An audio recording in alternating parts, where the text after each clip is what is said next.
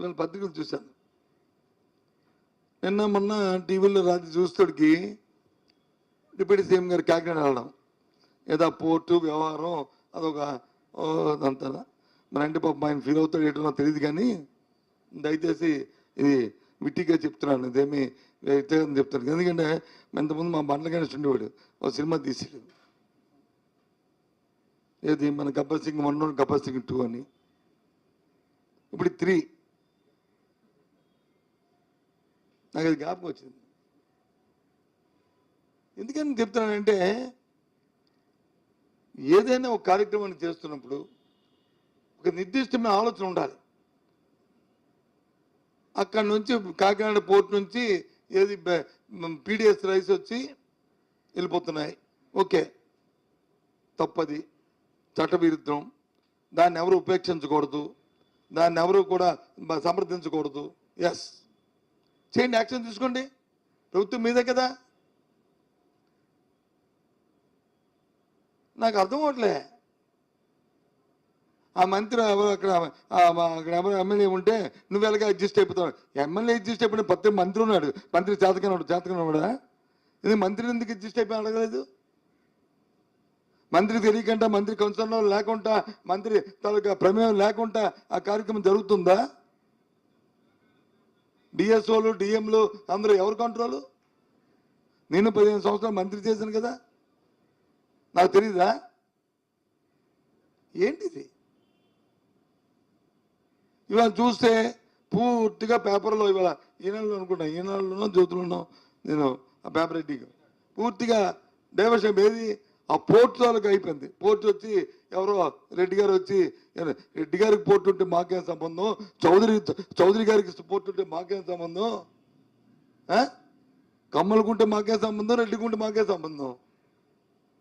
ఏమైనా చట్టవిధంగా ఏం చేస్తే వాళ్ళ మీద చర్యలు తీసుకోండి, ప్రభుత్వం మీదే కదా.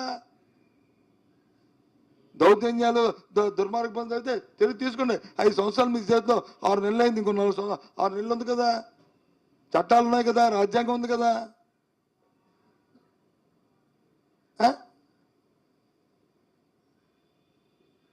కాదు యూనియన్, దాని ఏం పేరు, ఎక్స్పోర్ట్ యూనియన్ ప్రెసిడెంట్ వచ్చి సో అండ్ సో ఎక్స్పోర్ట్, లేకపోతే Kakinada millers union so and so, లేదు అంటే state union so and so, అప్పుడు సో అండ్ సో, ఇప్పుడు ఎస్ఎస్, అప్పుడు రెడ్డి గారు ఉండేవారు, ఇప్పుడు ఒక చౌదరి గారు వచ్చారు, అంతే కదా తేడా. ఎవడే మనిషి కదా ఉంటాడు కదా, ఆ మనిషి వచ్చి రెడ్డి అయితే ఏంటి, చౌదరి అయితే ఏంటి, ఇంకొక కులం అయితే ఏంటి, వచ్చారా లేదు ఇప్పుడు? అంటే దాన్ని బట్టి అర్థం ఏంటి? ప్రభుత్వాలను ప్రభావితం చేసుకున్నట్లు ఆ వ్యక్తులు వచ్చి ప్రభుత్వం ప్రభావితం చేస్తే చూస్తూ ఊరుకుంటావా?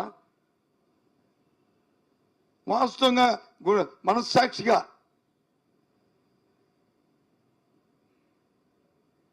నా పత్రికా సమావేశం అయిన తర్వాత పెద్దలను ఆలోచించుకోమనండి.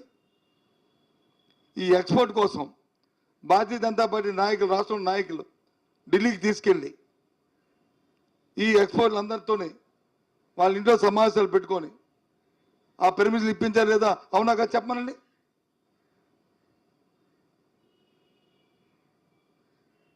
పెర్మిషన్ నేను తప్పన్నాం,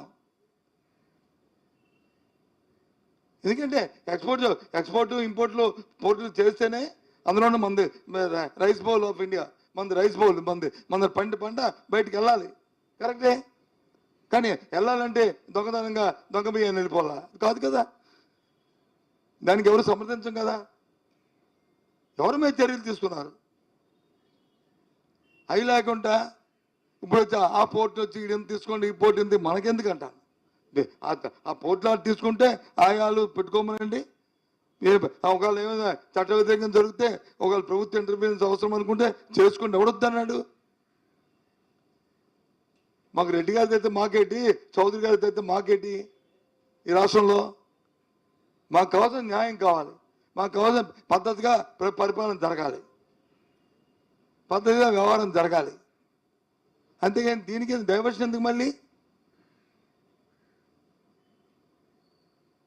దేనికోసం ఈ డైవర్షన్?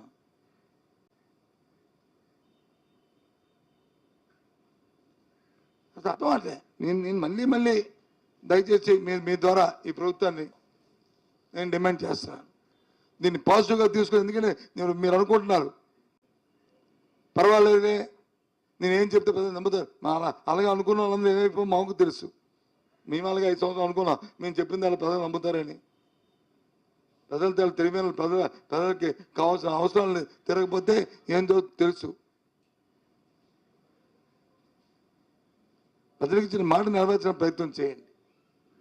ఏదైతే విద్యుత్ ఛార్జీలు పెంచమని చెప్పారో, ఏదైతే మాది హామీ మాది భరోసా అన్నారో దాన్ని మళ్ళీ రోడ్ బ్యాక్ చేసుకోండి. ప్రభుత్వం సబ్సిడీ చేయండి. తెచ్చిన 70,000 కోట్ల రూపాయల అప్పుల్లోనూ ఇవాళ తెచ్చిన అప్పుల్లో 15,000 కోట్ల రూపాయలు దానికి సప్లై చేయండి. మీరు ఇచ్చిన సూపర్ శక్తిని ఏ డేట్ని అమలు జరుపుతారో ఒక క్యాలెండర్ని రిలీజ్ చేయండి.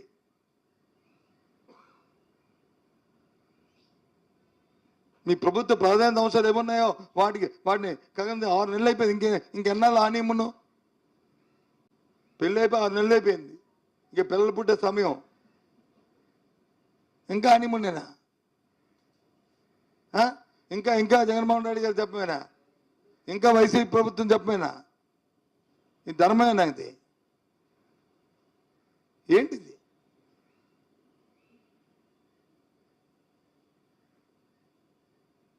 ఈ విద్యుత్ ఛార్జీలు మాత్రం మా పార్టీ విధానాన్ని త్వరలోనే ప్రకటించబోతున్నాం. దీని మీద పెద్ద ఎత్తున ప్రజల తరపున ప్రజల గొంతుకుని వినిపించబోతున్నాం దీని మీద. ఓకే.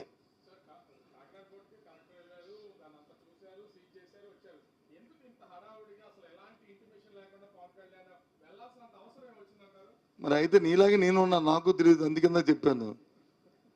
ఇందాక మా బండ్ల గారి జ్ఞాపకం వచ్చాడని చెప్పాను. అందుకే నాకు తెలియదు, నిజంగా తెలియదు. ప్రొడ్యూస్ తెలుసు నాకు, బండ్ల గణేష్ నాకు తెలియదు, నిజంగా నాకు తెలియదు. అందుకనే ఆయన జ్ఞాపకం వచ్చాడు.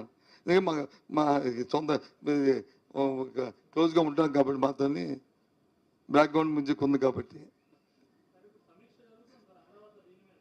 ఏది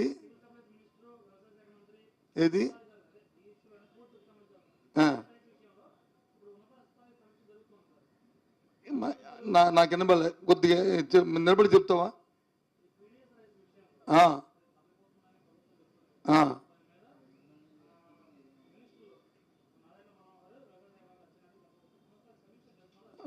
మంచిదే చేయాలని కోరుతున్నాం. చేసి పూర్వపరాలు మూలాలు రాబోయే కాలంలో ఇలాంటి జరగకుండా ఉండడానికి చర్య తీసుకోమని కోరుతున్నాం మేము. We demand. ఎవరి మీదో బురద జల్లేసి ఎవరి మీద